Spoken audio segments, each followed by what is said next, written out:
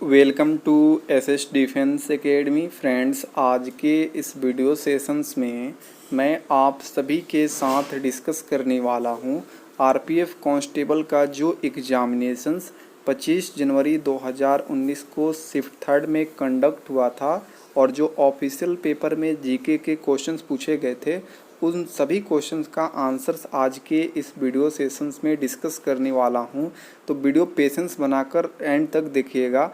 आने वाले सभी कॉम्पिटिटिव एग्जामिनेशंस के लिए ये क्वेश्चंस काफ़ी इंपॉर्टेंट रहेगा। विगत अलग अलग कई एग्जामिनेशंस में ये क्वेश्चंस रिपीटेड हो चुके हैं ऑलरेडी। तो जितने भी वनडे एग्जामिनेशन जिसमें जीके पूछा जाता है उसके लिए इम्पॉर्टेंट रहेगा।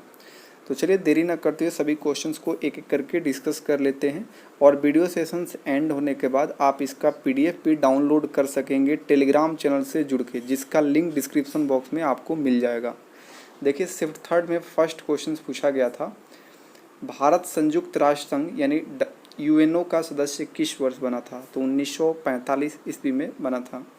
क्वेश्चन सेकंड देखिए, ताजमहल डैश की याद में बनाया गया था? तो ये मुमताज महल, जो मुमताज थी उसकी याद में बनाया गया था ताजमहल। क्वेश्चन थर्ड देखिए, भारतीय रिजर्व बैंक का संचालन कब से शुरू हुआ था? तो सन 1935 ईस्वी से भारतीय रिजर्व बैंक का संचालन शुरू हुआ था।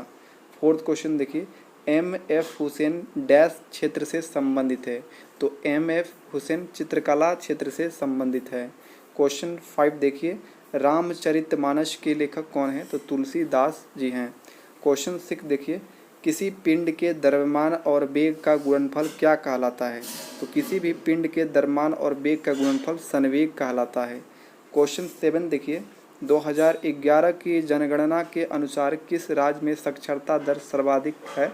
तो केरल राज्य की जो साक्षरता दर है सबसे ज़्यादा है। क्वेश्चन 8 देखिए, चंडीगढ़ को किस कारण से केंद्र शासित प्रदेश घोषित किया गया है? तो राजनीतिक और प्रशासनिक महत्व को देखते हुए चंडीगढ़ को केंद्र शासित प्रदेश घोषित किया गया था। 9th क्वेश्चन देखिए, न्यूक्लियन किसे कहा जाता है? तो प्रोटॉन और न्यूट्रॉन को न्यूक्लियन कहा जाता है। नेक्स्ट क्वेश्चन देखिए, 10th, वियना शहर डैश नदी के किनारे स्थित है? तो डैन्यूब नदी के किनारे स्थित है वियना शहर। क्वेश्चन 11 देखिए, एकल आवृत्ति की ध्वनि डैश कहलाती है? तो टोन कहलाती है। क्वेश्चन 12 देखिए, पुरुष और स्त्री शरीरों के मेल से बना भगवान शिव का रूप क्या कहलाता है? तो अर्धनारीश्वर कहलाता है। 13 क्वेश्चन देखिए, जम्मू कश्मीर का संविधान डैश में लागू हुआ था?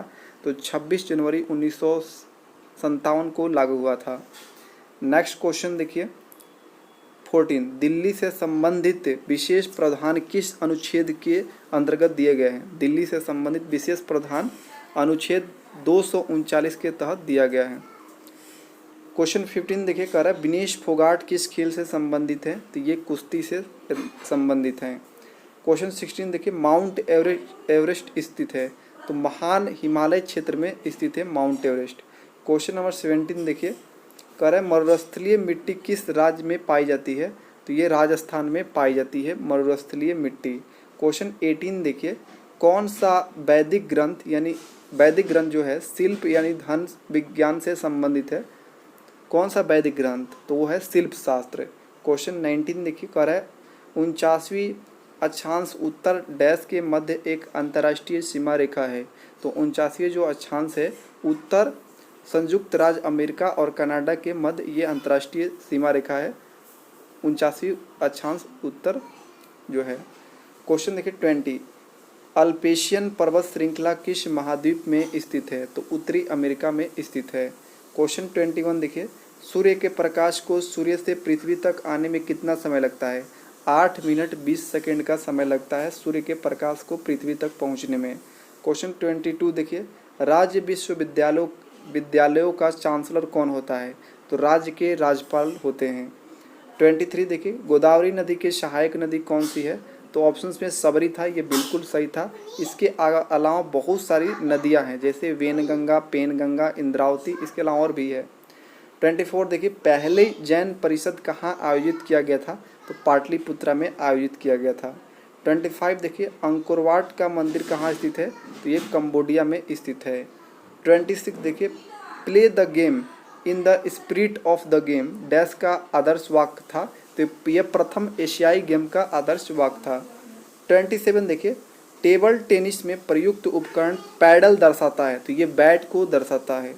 28 देखिए, मनुष्य के युग्मक, युग्मक करने का मतलब होता है जो अंडाणु और शुक्राणु होता है में मौजूद गुणसूत्रों की संख्या कितनी होती है। तो देखिए गुणसूत्रों की एक सेट होता है। अगर ऐसे पूछा जाता है कि मनुष्य जो मेल हैं उनके में कितने जोड़े गुणसूत्र पाते हैं, तो 23 जोड़ा, ठीक है। लेकिन यहाँ पर पूछा गया है मनुष्य के युग्मक, ठीक है, अंडाणु और शुक्राणुओं का सेट पूछा गया है, तो गुणसूत्रों का एक सेट पाया जाता है।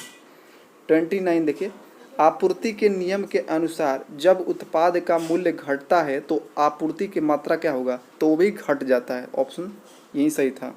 30 क्वेश्चन देखिए, मनुष्य में सामान्य श्वसन की प्रबलता कितनी होती है डेसिबल में, तो 10 डेसिबल होता है। 31 देखिए, अनुसूचित क्षेत्रों में प्रशासन का विशेष उत्तरदायित्व किसके पास होता है, तो राज्यपाल के पास होता है। 32 देखिए, दिल्ली विधानसभा के पास किस क्षेत्र में कानून बनाने का अधिकार है, तो स्वास्थ्य के क्षेत्र में कानून बनाने का अधिकार है दिल्ली विधानसभा के पास। 33 देखिए, मुगलों के विरुद्ध हल्दी घाटी का युद्ध किसने लड़ा था, तो महाराणा प्रताप ने लड़ा था। 34 देखिए, भारत और जम्मू कश्मीर राज्य के बीच परिग्रहण समझौता पर डैश में हस्ताक्षर किया गया था, तो ये 26 अक्टूबर दिन था, रविवार 1947 में यह हस्ताक्षर किया गया था।